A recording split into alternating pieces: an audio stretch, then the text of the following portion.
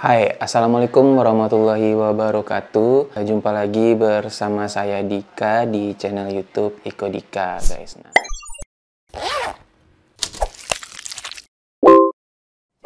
Di video kali ini saya bakal sharing tutorial ya, atau berbagi aja nih, berbagi kebiasaan saya dalam memotret, apalagi dalam menggunakan flash eksternal yang kayak gini.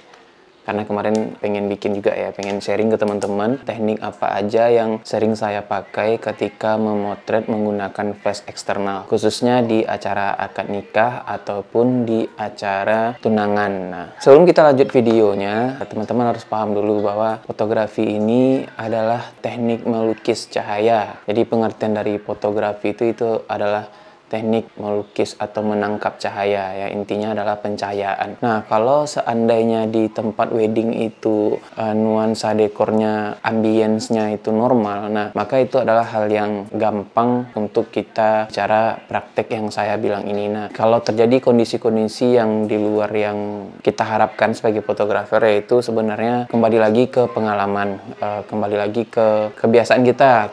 Kalau misalnya kita ketemu dekor yang warna merah, kita mau pakai lighting yang apa, ketemu dekor yang kebiruan, kita mau pakai teknik lighting yang kayak mana, itu tuh kembali lagi ke pengalaman masing-masing ya guys ya. Nah, tentu hal-hal kayak gini nih yang sering ngalaminnya tuh pasti fotografer kabupaten ataupun yang lebih ke bawahnya. Kalau ibu kota kayaknya udah agak jarang. Nah, perlu teman-teman ketahui beberapa hal yang penting dalam memotret, tentunya adalah yang saya bilang tadi kayak melukis cahaya ya. Tentu ya, yang paling penting itu adalah nuansa dekornya. Seperti kalau misalnya langit-langit rumah nih, atap rumah misalkan plafonnya itu berwarna kuning, nah itu tuh bakal fotografer itu sulit buat dapatin foto natural. Apalagi yang plafon yang terbuat dari kayu, misalkan dikasih kayu gitu, itu kan ketika flash ditembakin ke atas, maka hasil foto juga akan menjadi kekuningan karena sifatnya flash tadi adalah memancarkan cahaya.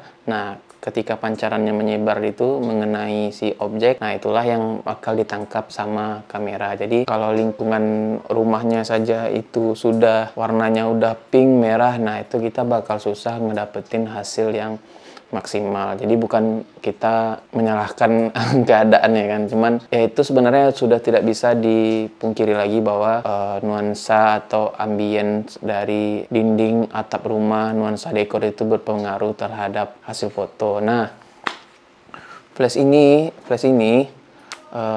eksternal ini atau yang dibilang speedlight, kalau saya bilangnya, ada yang bilang blitz, ada yang bilang speedlight, kalau saya bilangnya flash aja gitu, flash eksternal. Nah, ini sering kita gunakan untuk membantu kita mendapatkan cahaya yang lebih natural gitu. Misalkan ada dekor yang terlalu terang bagian belakangnya, flash ini akan membantu mendapatkan cahaya si pengantin di bagian wajah biar dapat lebih natural gitu. Kalau tanpa flash kan dia gelap tuh. Kalau kita kasih flash, dia bakal lebih terang pencahayaan di bagian wajah. Nah, teknik yang sering saya pakai dalam menggunakan flash yang pertama adalah diboncing. Nah, ini flashnya yang pertama itu kita pasang di kamera. Sebetulnya ini adalah yang banyak digunakan oleh fotografer ya, rata-rata pasti kayak gini. Jadi yang tujuan kita sharing ini adalah untuk ke fotografer pemula yang masih bingung cara menggunakan flash misalnya.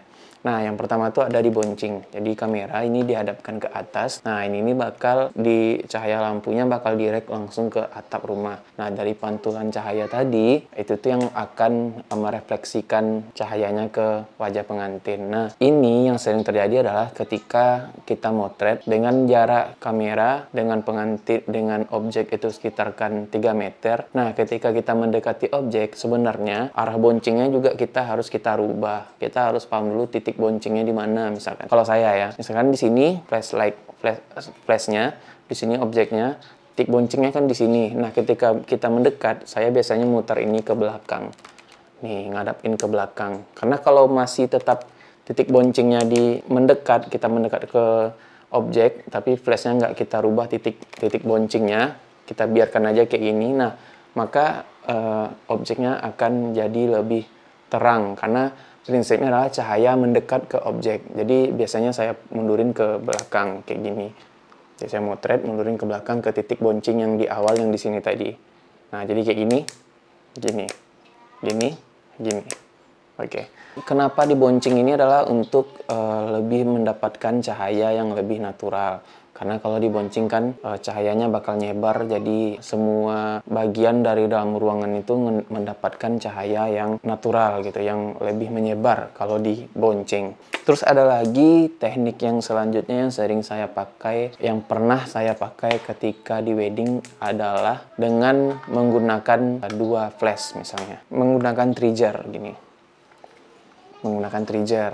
Nah, ini flashnya ini tapi nggak dipasangkan ke kamera. Jadi saya pasangkan di stand satu, terus satu lagi saya pasang di stand yang satu lagi. Nah, ini nih kalau seandainya kita dapat pencahayaan yang kurang, yang minim banget di dalam ruangannya besar gitu kan, tapi minim banget, biasanya saya pakai ini bonceng. Jadi saya taruh di kiri. Kalau saya dapat tunangan acaranya malam, pasti saya lakukan hal yang kayak gini. Pasang di stand satu, pasang di stand satu. Nah, untuk memancing hidupnya flash ini saya gunakan trigger yang dipasang di kamera nantinya. Jadi trigger inilah yang bakal ngidupin si kamera. Ini sebenarnya juga berfungsi kalau misalkan kita dapat atapnya kuning, misalnya kan atapnya kemerahan misalnya, tapi dindingnya putih. Biasanya saya akan putar flashnya, hadapin saja ke dinding gitu, biar cahayanya mereflektorkan yang berwarna putih. Nah, kalau kita tembakkan tetap ke warna merah, nanti refleksi cahayanya bakal berwarna merah. Nah, terus yang satu lagi teknik yang sering saya pakai adalah dengan menggunakan reflektor ini yang ada di dalam sini. Sebenarnya ini jarang saya keluarkan kecuali saya foto malam hari di luar gitu. Misalkan contohnya ada acara tunangan atau motoin yang jaga tamu di depan tenda gitu, atau kayak tunangan misalkan kalau malam kan keluarga yang datang kan harus tetap kita fotoin. Nah, kalau dibonceng itu nggak akan bisa, karena kita nggak mungkin ngebonceng ke langit kan, bakal mengganggu malaikat yang lagi terbang pasti. Nah, kalau kita ceplok kayak gini, ini tuh cahayanya bakal keras, jadi ngebikin nggak natural gitu. Nah, biasanya saya menggunakan reflektor yang ada di sini. Reflektor saya keluarkan, saya tekuk dikit gini. Nah, biar yang warna putih ini bakal merefleksikan cahaya dari flashnya nanti. Nah, yang terakhir adalah dengan cara diceplok langsung, direct langsung ke objek. Nah, ini kembali lagi populer populer di kalangan fotografer ya, karena ada namanya teknik nge-art gitu, yang fotonya digoyang-goyang. Saya bakal tunjukin hasilnya. Saya menggunakan teknik ini juga untuk suasana foto, misalkan dalam keadaan pengantinnya joget atau suasana ria, atau enggak pun dalam kondisi pose tertentu saya tetap gunakan. Nanti saya bakal tampilkan hasilnya. Nah, mungkin teman-teman pengen tahu teknik gimana cara menggunakan yang direct kayak gini. Kalau pengen, di komen aja, nanti saya bakal bikinkan konten satu khusus ini, khusus teknik yang direct langsung gini, nge-art gini. Nah, yang terakhir adalah strobis. Jadi strobis ini adalah penggabungan dari penggunaan trigger pada kamera dan flash pada tiang yang diceplok langsung, yang direct langsung ke pengantin. Nah, teknik ini tuh untuk ngedapatin foto yang lebih moody. Istilahnya yang sekitarnya jadi gelap, si pengantinnya jadi lebih terang gitu. Nah, ini fungsinya. Nah, mungkin itu aja tutorial dari saya. Kira-kira teman-teman lebih suka pakai yang mana, atau ada yang pengen saya jelasin, mungkin silahkan tinggalin di kolom komentar. Nah, untuk flash yang saya gunakan adalah ada Yongnuo Mark 4 sama TT600. Sebenarnya saya lebih suka menggunakan Yongnuo. Mungkin habitnya saya lebih suka di ini, karena kalau digodok nih sedikit keras. Kita muter-muternya sedikit keras mungkin untuk demi tahan lama juga, saya nggak tahu. Ini sedikit keras, agak bertenaga kita buat muternya.